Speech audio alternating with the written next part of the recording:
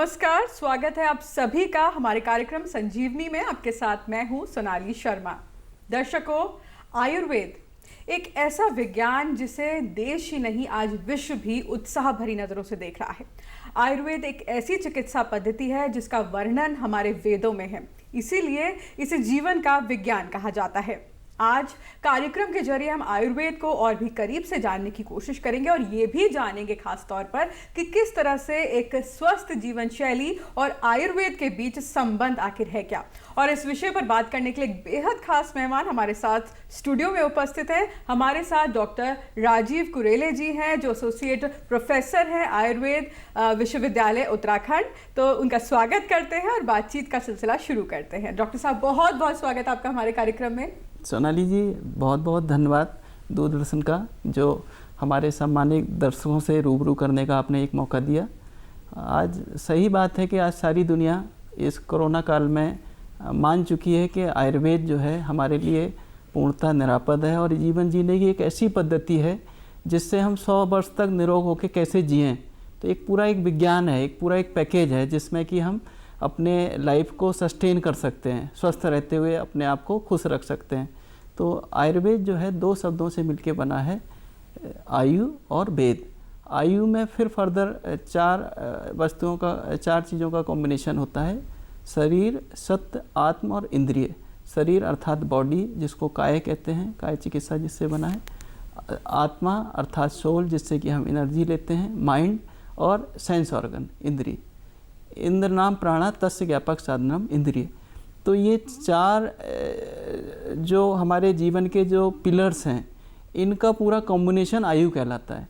और इस आयु के स्पान को, इसकी जो लाइफ है 100 ईयर तक, इसको कैसे बढ़ाया जाए, इसको कैसे अच्छा रखा जाए, ये सारी चिंता जो करता है वो आयुर्वेद करता है। तो वेद का अर्थ होता है जानना, समझना, मानना। तो आयुर्वेद के द्वारा हम अपने मन को जानते हैं, अपनी आत्मा को जानते हैं, अपने सेंस ऑर्गन को जानते हैं, हम इनको शरीर को जानते हैं और कैसे स्वस्थ रखें, ये सारा का सारा विज्ञान है। इसी को जो है महर्षि चरक हुए हमारे आयुर्वेद में, इन्होंने बहुत ही सुंदर तरीके से बताया। 4 प्रकार की आयु बताई: हिता हितम सुखम दुखम आयु तस्य हिता हितम मानम च तत्रोक्त आयुर्वेद सा उच्यते। अर्थात पर्सनल हेल्थ, सुख आयु। डॉक्टर साहब, आपने बताया कि आयुर्वेद 2 शब्दों से मिलकर बना है, लेकिन आयुर्वेद को जीवन का विज्ञान क्यों कहा जाता है? और हम ये भी जानना चाहेंगे कि आयुर्वेद के सिद्धांत आखिर क्या हैं, किस तरह से वेदों में इसका वर्णन है, किन नियमों पे आयुर्वेद चलता है, काम करता है? देखिए, जीवन का विज्ञान इसलिए क्योंकि जो कुछ है बॉडी में, शरीर जिसको सारी दुनिया फिजिकल अपीयरेंस को और सिस्टम को मान रही है, किसी भी पद्धति में हो, लेकिन आयुर्वेद इन सबसे ऊपर भी है, जिसको कि WHO ने भी हमारे जो कंसेप्ट को माना है। वो क्या है? Physical, mental, intellectual and social wellbeing, एक पूरा ये है। और स्वस्थ जो है 2 शब्दों के मिलके बना है। स्व अर्थात अपने आप को जानना, इस माने स्थित रहना। तो जो हम स्वाभाविक रूप से जो निरोग हैं, निरोग रहने की पद्धति है, जिसको कहते हैं डिजीज़। डिजीज़ माने डिस और ईज 2 शब्दों से मिलके बना है। जब बीमारी ना हो तो वो आपका ईज ख़त्म हो जाए तो बीमारी है, और डिजीज़ से उल्टी अवस्था जो है, जो विलोम है, वो स्वस्थ है। अर्थात जब निरोगी रहते हैं तो इसी को आयुर्वेद में लिखा है सुख संगकम आरोग्यम विकारो दुख में होता। तो जब विकार होते हैं तो दोषों का वैषम्य होता है, जब हम रोगी नहीं होते हैं, आरोग्य होता है, तो दुखों का शाम होता है। तो ये दोष जो हार्मोनी है बॉडी के, जो पंच महाभूत का एक कंसेप्ट है, जैसे आपने आधुनिक विज्ञान में इलेक्ट्रॉन, प्रोटॉन, न्यूट्रॉन ये देखा है, लेकिन हमारी जो वैदिक परंपरा में जो ज्ञान था, सारा का सारा चिंतन हमारे त्रिगुण, त्रिदोष और पंच महाभूत पर आधारित था। तो आयुर्वेद पद्धति हमारे पंचभूतात्मक चीज़ों को मानती है और उन्हीं के बैलेंस से हम निरोगी रहते हैं और उनके इम्बैलेंस से हम रोगी होते हैं। इसी को हमारे यहाँ चिकित्सा सिद्धांत में बताया गया, या भी क्रिया भी अभी जायन्ते शरीर धात्वे समा सा चिकित्सा अविकारण नाम कर्म तद विज्ञान मतम। अर्थात शरीर की दोषों को, धातुओं को, मलों को, उनको बैलेंस करना, ये चिकित्सा कर्म है। ये चिकित्सा कर्म कैसा है?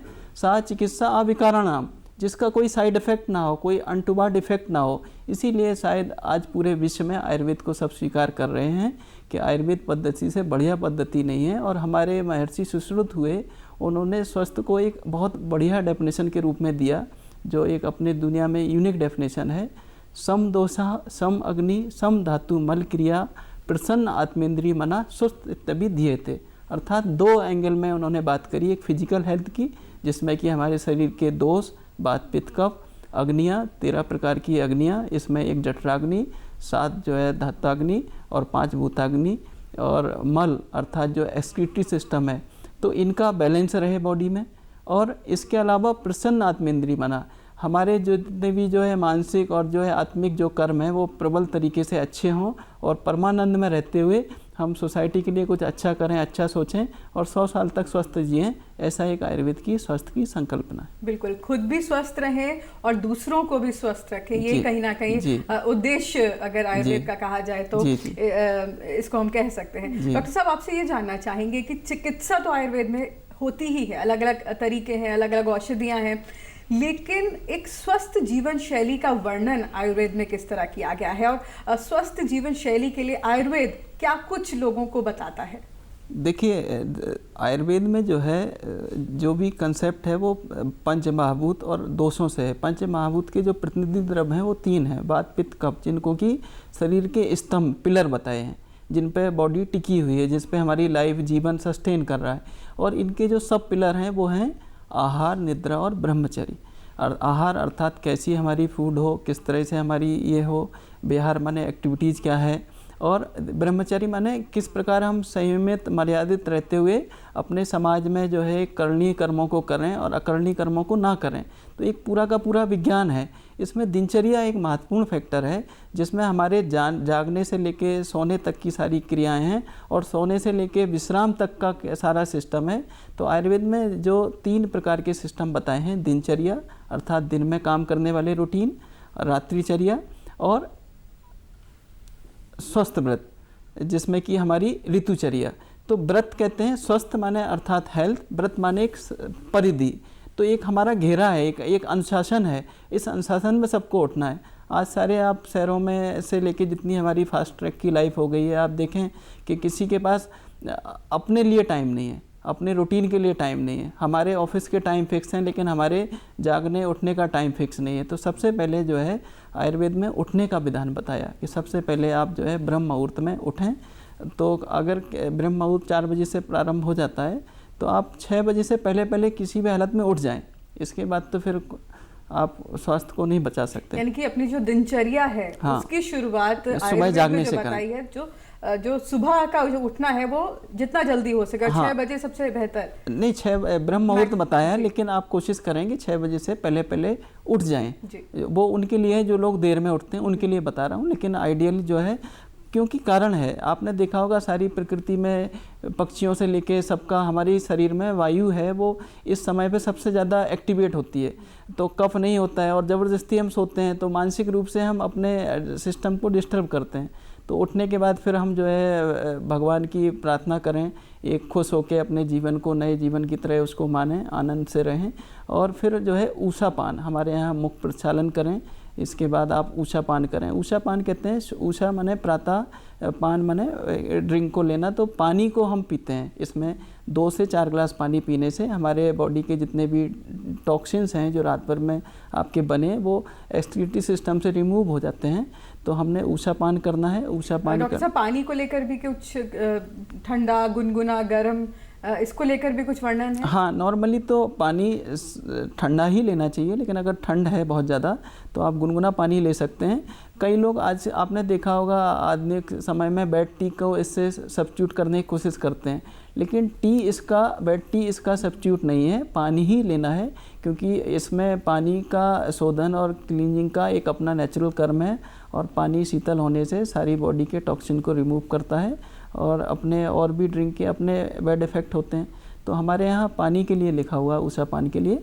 फिर जो है आपका मुख प्रक्षालन के बाद फिर आपका गंडूज, कमल, जिसमें कि हम कुल्ला करते हैं, और आप जो है अक्षी प्रक्षालन सारे करने के बाद, फ्रेश होने के बाद फिर एक वॉक और जो है योग का एक अपना एक सिस्टम है, व्यायाम। और व्यायाम हमारे यहाँ थोड़ा लोगों में जिम के संबंध में ये रहता है कि जिम और व्यायाम एक ही है। तो आयुर्वेद में व्यायाम का अर्थ एक विशिष्ट अर्थ दिया है जो सारी दुनिया में कहीं नहीं मिलेगा। ऐसी चेष्टाएं जो श्रम उत्पन्न करें, थकावट उत्पन्न करें, लाइटनेस उत्पन्न करें, वो सब व्यायाम की श्रेणी में आती हैं। लेकिन हमारे यहाँ एक बहुत बढ़िया बात बताई कि जैसे आप जिम करते हैं तो घंटों करते रहते हैं और फिर हमारा टारगेट ये रहता है शरीर सौष्ठव को बनाना, लेकिन हमारे यहाँ हर चीज़ का अति को मना किया है, एक बैलेंस तरीके से करना। तो इसकी पहचान कैसे हो, उसके लिए आयुर्वेद में लिखा हुआ है कि हमने बलार्ध करना चाहिए, अपनी जितनी स्ट्रेंथ है उसका आधा व्यायाम करना चाहिए। और हमारे माथे पे पसीना आने लगे, हमारे नथने से अगर मूवमेंट होने लगे, हमारे अंडर आर्म में अगर पसीना आने लगे, तो हमें समझना चाहिए कि अब ये हो गया हमारा व्यायाम। ठीक है, ये बहुत महत्वपूर्ण बात आपने बताई हमारे दर्शकों को डॉक्टर साहब, कि उसके लिए भी एक निर्धारित समय हम इस चीज़ से पता लगा सकते हैं, अपनी क्षमता को इस तरह से जान सकते हैं जब हम व्यायाम करते हैं। आयुर्वेद मैम इतना कस्टमाइज विज्ञान है कि हर व्यक्ति के लिए, मतलब कोई भी चीज़ हर सबके, हमारे यहाँ तो टेम्परामेंट का वर्णन है, प्रकृति का वर्णन है, खाने पीने से लेके हर चीज़ के लिए कस्टमाइज करा है कि इस टेम्परामेंट के लिए ये लेना है, इस टेम्परामेंट के लिए इतना व्यायाम करना है। अगर जो है कोई कफज व्यक्ति है तो उसको ज़्यादा व्यायाम करना है, कोई पित्तज व्यक्ति है तो उसको मध्यम प्रकार का व्यायाम करना है, कोई अगर वातज व्यक्ति है तो अल्प व्यायाम करना है। ऐसे ही आयु के हिसाब से आप जो है अगर हैं काल के हिसाब से, सर्दियों में गर्मियों में सबके लिए, तो इतना कस्टमाइज विज्ञान है कि आपको मतलब हर व्यक्ति के लिए एक परामर्श की ज़रूरत है। इसीलिए अगर एक जानकारी के लिए दर्शकों को हम बता रहे हैं, लेकिन 1 to 1 अगर बताना हो तो एक योग वैद्य से परामर्श करके ही दिनचर्या और शेड्यूल का निर्धारण हो सकता है।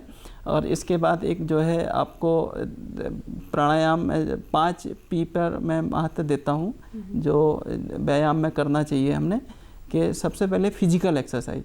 आपको 15 से 20 मिनट का फिजिकल एक्सरसाइज करना चाहिए। उसमें कई सारे एरोबिक योग भी कर सकते हैं, पीटी भी कर सकते हैं। और आप जो है सूर्य नमस्कार को ज़रूर करें। और भारत सरकार ने, आयुष मंत्रालय ने एक प्रोटोकॉल में भी दिया है अभी कोविड प्रोटोकॉल में, सूर्य नमस्कार को करें। इसके अतिरिक्त जो है प्राणायाम, प्राणायाम क्या है, हमारे यहाँ आयुर्वेद में लिखा है नियंता प्रणेता चा मानसा। ये हमारे माइंड को कंट्रोल करते हैं और माइंड को कंट्रोल करने के लिए बहुत ही लिमिटेड हमारे पास टूल्स होते हैं। तो माइंड को कंट्रोल करने के लिए प्राणायाम अच्छा है। और इसके अलावा हमारे प्राणभय स्रोतस के लिए कहते हैं प्राणयति जीवति इति प्राणा। तो ये प्राणायाम से हमारे प्राण का स्पान बढ़ता है, हमारी वाइटल कैपेसिटी बढ़ती है। तो प्राणायाम में कई तरह के प्राणायाम हैं, सूर्यवेदी प्राणायाम, चंद्रवेदी प्राणायाम, शीतली प्राणायाम, ब्राह्मणी प्राणायाम, उज्जाई प्राणायाम। तो इन सब प्राणायाम को अपने रुचि और अपनी प्रकृति के अनुसार चिकित्सक के परामर्श से करें। इसको भी अपने आप निर्धारण करना है। और पोज, नेक्स्ट P हमारा पोज है, पोज आसन। और हर कंडीशन के लिए आसन अलग अलग हैं। जैसे अगर आपको मोशन क्लियर नहीं होते हैं, सुबह आपको बार बार मोशन जाना पड़ता है, तो जो है आप पवन मुक्त आसन करें। अगर आपको हाइट बढ़ानी है तो ताड़ासन करें। अगर आपने जो है हार्ट अच्छा रखना है तो शशांक आसन करें। अगर आपने जो है डायबिटीज़ हो गई है तो मंडूक आसन करें, योग मुद्राएं करें। तो हर कंडीशन के लिए एक पर्टिकुलर आसन दिए हुए हैं। इसके अतिरिक्त मुद्राएं हैं, अपान मुद्रा, प्राण मुद्रा, अग्नि मुद्रा, कई सारी मुद्राएं हैं। तो उनसे हमारी वाइटलिटी और ये सारे हमारे बैलेंस रहते हैं।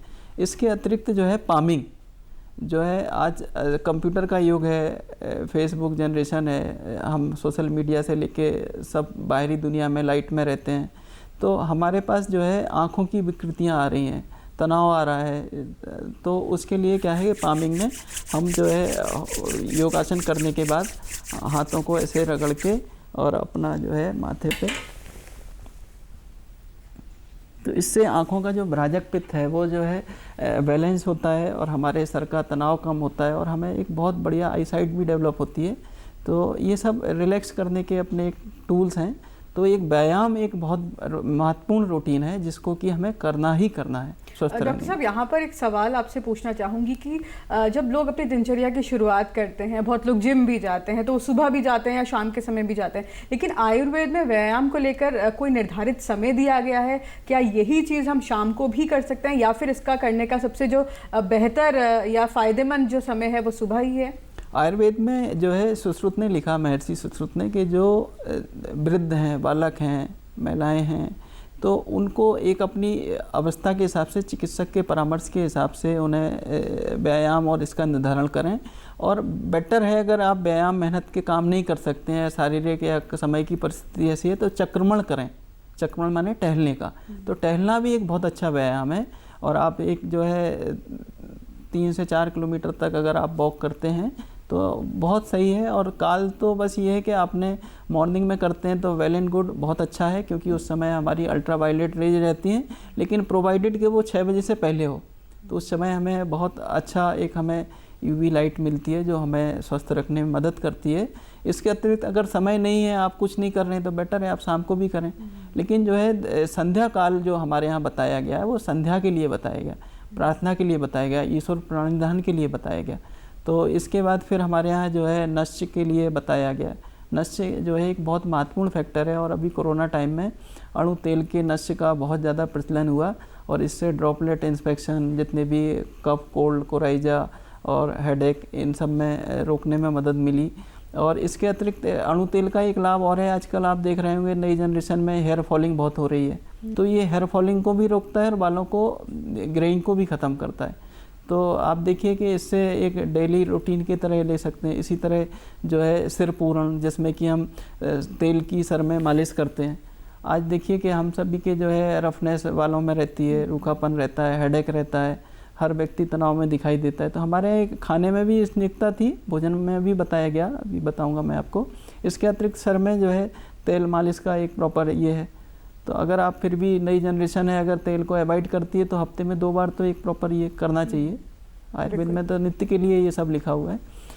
तो डॉक्टर साहब, दिनचर्या के बारे में आपने बताया, व्यायाम के बाद हम अपनी जो दिनचर्या है उसे आगे किस तरह से बढ़ाएं? हाँ, तो इसके बाद जो है हमने नश्य के बाद जो है हमने स्नान जो है, स्नान से पवित्रता आती है और हमारे शरीर में स्फूर्ति आती है, जठराग्नि प्रबल होती है, और इससे खाने में अभिरुचि बढ़ती है। तो पवित्रता के लिए, पूर्णता के लिए, संपूर्णता के लिए, हेल्थी रहने के लिए नित्य नहाने की प्रैक्टिस जरूर करनी है। कई बार बच्चे छोटे छोटे होते हैं, अवॉइड करते हैं कि अरे रोज़ रोज़ क्या नहाना, कई बार ठंड ज़्यादा होती है, लेकिन अगर स्वस्थ रहना है तो डेली स्नान करना ही करना है। अगर संभव है तो 2 बार स्नान करना चाहिए, लेकिन अगर नहीं है फिर भी 1 बार स्नान जरूर करना चाहिए। इससे श्री अर्थात जो है घर में जो है सुख, शांति और समृद्धि की भी प्राप्ति होती है, और आध्यात्मिक और शारीरिक लाभ भी मिलते हैं। स्नान के बाद फिर वस्त्र धारण, वस्त्र के लिए भी हमारे यहाँ कस्टमाइज वात पित्त कफ दोषों के हिसाब से वस्त्रों को धारण करना, उस अभिरुचि के हिसाब से फिर आभूषण को धारण करना, वस्त्र, माला और अलग अलग पुष्पों से सुगंधि का भी वर्णन करा गया कि किस प्रकृति के लिए क्या सुगंधि है। बहुत वाइड टॉपिक हो जाएगा।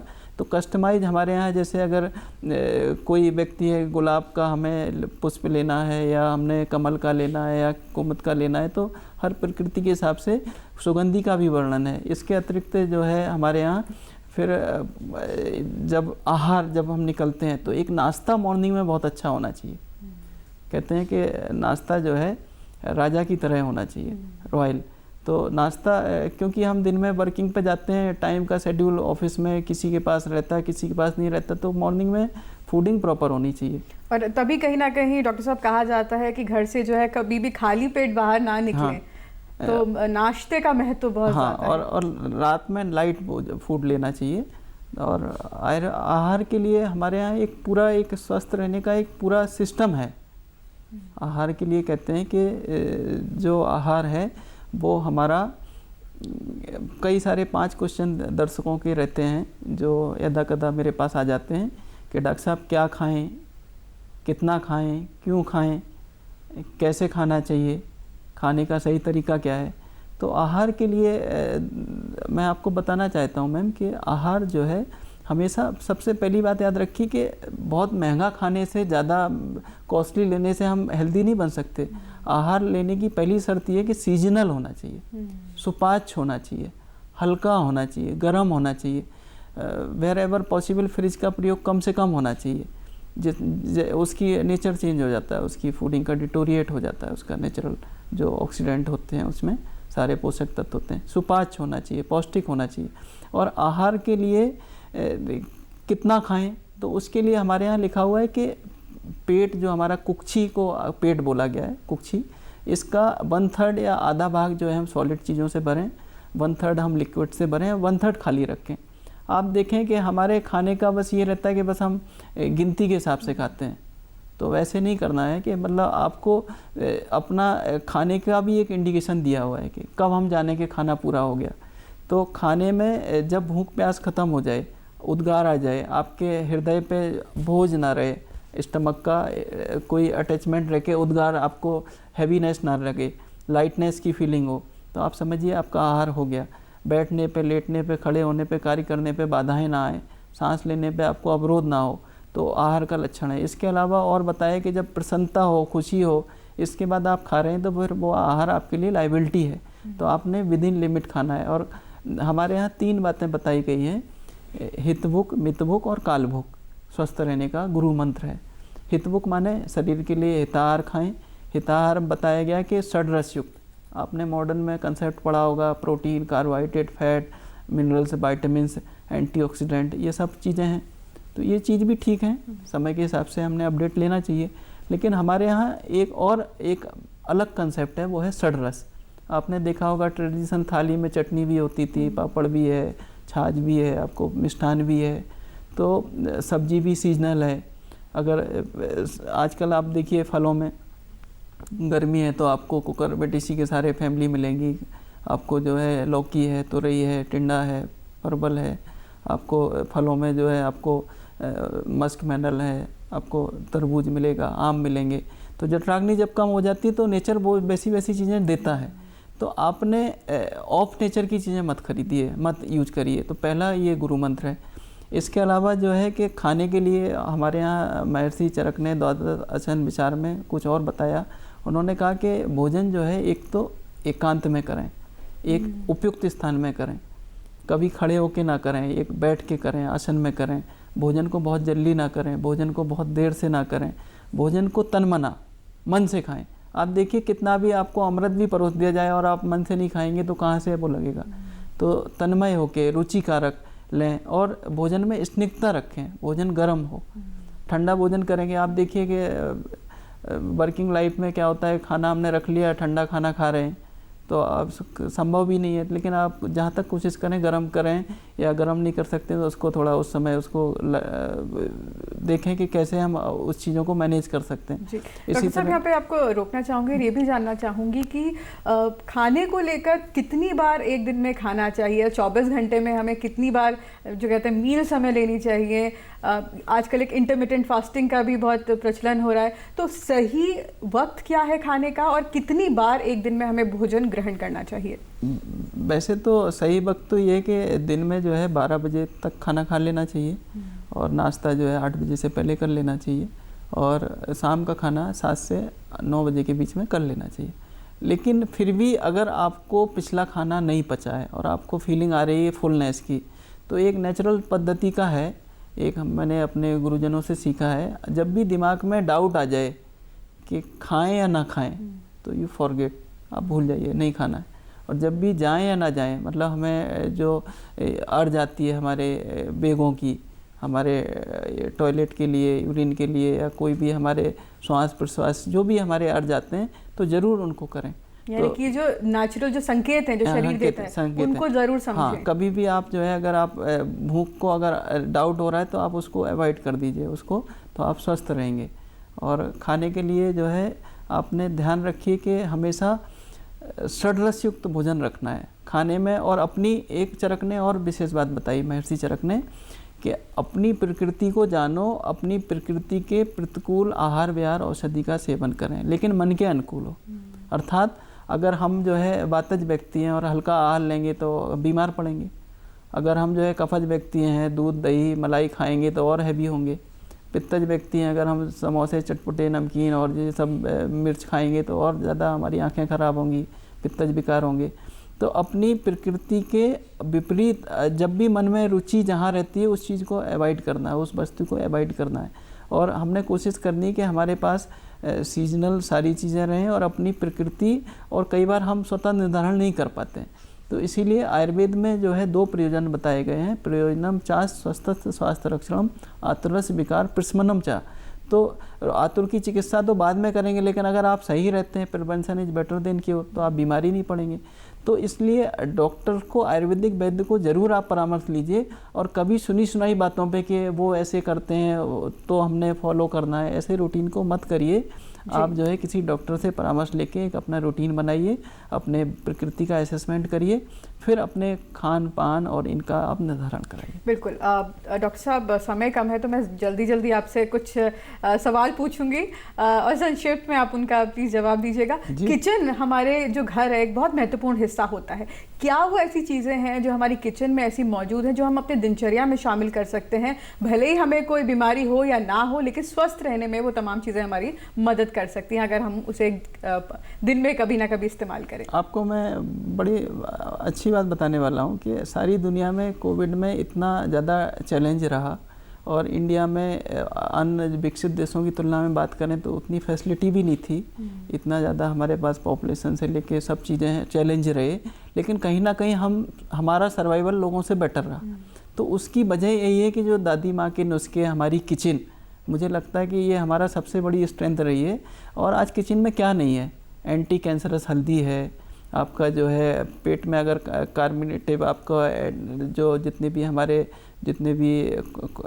जो ऐठन होती है, जितनी भी परेशानी है, नोजिया वोमिटिंग है, इलायची है, हमारे यहाँ जो है काली मिर्च, तिरकटू, जितने भी आम दोष होते हैं, हैवीनेस है, ओबेसिटी, इन सब की बेस्ट दवाई है।